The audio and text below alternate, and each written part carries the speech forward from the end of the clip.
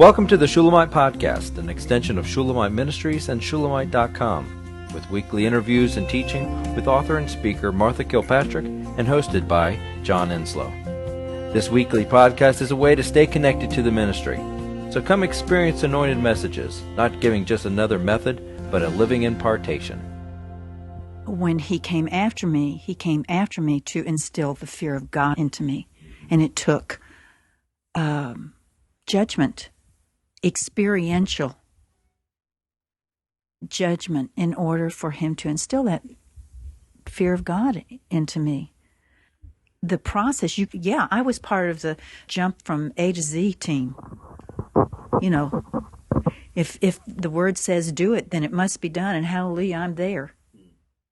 But it was the flesh. It was all the flesh, and I thank God that He brought the cross and He brought that process, that life or death process, that life or death fear of Him, knowing Him, seeing Him as real, living, eternal. And shook me out of that complacency and that tepidness and put me into the process of dying daily and seeing myself, because I don't know how we come to see Him without Him showing us who we are first. Well, and that Carol, that was the thing that ultimately brought me around and out of that. I was pursuing what seemed to me as the least dead option. And yet I knew it wasn't the real thing. And so I never stopped looking for what I knew had to be out there. And that's the thing. That Romans 1 makes very clear that every single person you meet, regardless of their situation, regardless of what comes out of their mouth, regardless of what they say, knows that God is God and that He is to be thanked. Romans 1 says, no one in the whole wide world knows anything different. And I have to remind myself of that, because I'm constantly under the impression that, there are people who just don't know, who just don't get it. And I say to myself, well, that wasn't true for you. And I say, well, maybe I was an exception. No. Romans 1 says they knew that He was God. They neither thanked Him nor praised Him. They knew. We all know He's vindicated. None of us have an excuse that's going to hold water. And if you keep that in mind and look at people, I can keep that in mind, and I can look at my life. And I can say, okay, I was always both pursuing Him and running from Him. that was the dual nature of my story at that point. The spirit in me longed for Him. And the flesh, the wounded flesh of me, the soul of me said, I hate you with every fiber of my being. There's no part of me that wants anything to do with you. And I don't think that I'm unique in that story was unique. And no, I no longer, am a debauched ruffian who's hanging out in Irish pubs and all the rest of that. That's not my story anymore. But it's not my story because I found Him. And I found life. And I kind of think about that when I look at evangelism and people out preaching the gospel and this, that, and the other. And I think you would have to say so little if you had that spark radiating out of you. They would be the shortest sermons in the history of the world. It would require nothing. You'd be standing there in front of starving people, radiating the smell and glow of fresh baked bread. you would need to say virtually nothing, because people would look and say, that's what I'm starving for. I'm dying here. This life gives me nothing of true sustenance. I'm starving. That is what I want. And it would have very little to do with, the explanation of the whole universe is wrapped up in the gospel. At least that's, Well, that would be my story with Martha. And when I was in Orlando and I received a couple of your cassettes, and I listened, and after I got over my initial shock and awe carpet bombing, I literally said, this is something, she's speaking about something that I am missing, that is lacking in my current experience of seeker-friendly church. I was, I've said it. I was searching and trying to find, because I was done with the status quo that was being presented. I said, okay, this was great when I first came here. It made me feel good, but this is nothing. And either this is all a lie and it's all just make-believe, or this is real. And I knew from my childhood that God was real, but I was not on board with the life that his children were presenting. And so I said, God, you got to do something here, because this is not it.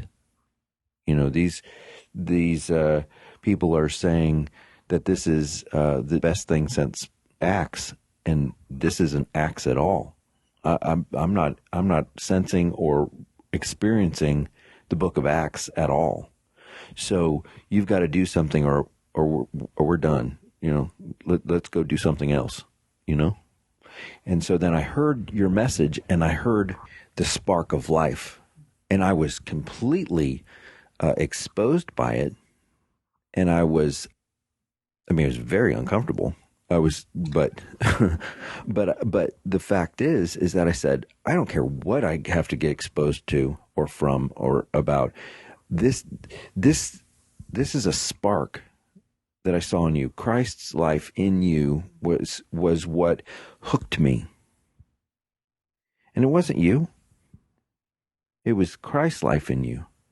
Because when I came up, and I experienced you as a person, and had the human person, and I had to wrestle with that. I had to say, oh, this is a human woman. This is a frail human woman. This is fallible. So then I had to, in my whole dealing with God, I had to see how he could bring through a frail, fragile woman the life of Christ, and how there was no contradiction there. That is how he does it. So I had to bow to that too. I had to say, oh, you don't make angels. You know what I mean? Not that you were, it just, you were human. Not, and I mean, I wasn't pretending to be some ethereal superior. No, but I had come out of everybody saying they were super spiritual when there was absolutely nothing behind the super spiritual facade. And you gave me something totally different. What you gave me was someone who had no facade of super spirituality, who had all the life behind them. That's when I said, now this is different. Because, ask any millennial. We're done with, and I'm not a millennial by any stretch of the imagination, but ask any millennial, we're done with the facade. Your show, I can go and watch shows all day long. They're all over the TV. They're everywhere. People are painted up in a show. But you had a life behind your exterior that I was like, dang now this is different. There's something here that I want. And that's what made me hungry. And so Fragrance. Was it the light? it absolutely. Carol just said it was the fragrance, and that's exactly what it was. I smelled Christ. I was captivated by the beautiful fragrance. And then the whole thing that I had to say, okay, in a human form, this life's coming out. Then I had to make that whole dealing. But then I said, oh my gosh, that means I can do that. Christ's life can be in me. I don't have to have a show. I don't have to be pizzazz. I don't have to, And then I said, okay, that's awesome, because that really has everything to do with you and nothing to do with me, but being open, receptive, and a vessel. And I am chosen. So I can get that. I can do that. And that's why,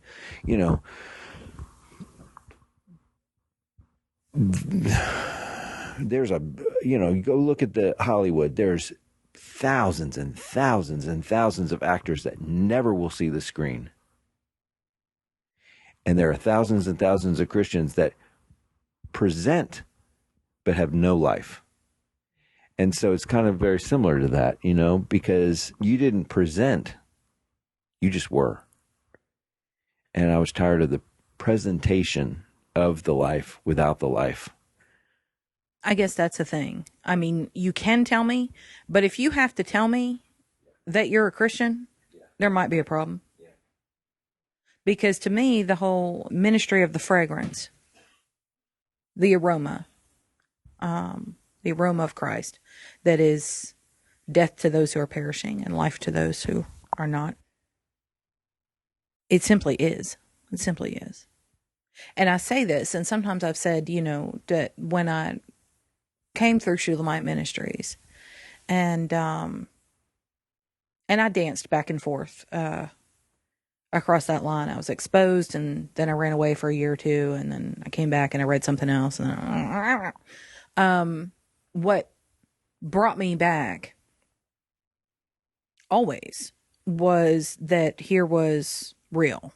Here was reality that I both wanted and feared at the same time. It is that otherness, which if you are in your right mind at all and looking for it at all, you know that even as you really want it, it's going to be the most dangerous thing you could possibly come in contact with. It's going to be the most costly thing you could possibly come in contact with. It's not easy. It's not a lie. It's not an illusion. It's not an affectation. It's not a behavior. Okay? It's not something you can learn, you can mimic, you can whatever. I've seen people try to mimic. And they're like watching, when you're playing peekaboo with a little kid and they cheat and they like squitch their fingers, and all of a sudden you see their little eyeball looking at you. I mean, that's what a Christ life mimicker is like to me, because you cannot mimic the only life in the whole universe. You cannot. Now, I know people think you can, because you can get up there and sing Amazing Grace and carry the right pocketbook and belong to the right organization and give to the right charity. And you think that's fine. That's great. That's wonderful. You go on with your bad self and you think God's got you. There's no problem. There's no problem. You're on a journey. You've got a story. Me too. But you can't. You can't. It is inimitable. Is that the word? Inimitable. Exactly. Not imitatable. And, in fact, the more you try, the more you look like that 3-year-old kid. Let that be an encouragement to someone to stop trying. It's hard for all of us. not just you. That would be a terrible life to live. Put it down, let it go. And it's a terrible life, for other people who encounter, you with it. You vibrate like, a chihuahua on crack cocaine. It's, coming off of you in a wave of frenzy, hysteria, panic, and fear. It's awful. It's debilitating to shake your hand, let alone eat lunch with you. So stop. Just stop. We hope you've enjoyed the Shulamite podcast. For all the latest from Shulamite Ministries, please visit us at shulamite.com, where you'll find Martha's daily devotions, posts from getalongwithgod.com, and the online library of all of Martha's writings. At shulamite.com, downloading the free Shulamite app is easy, and livingchristianbooks.com is only a click away. Thank you for joining us on this journey to discover a God worth knowing.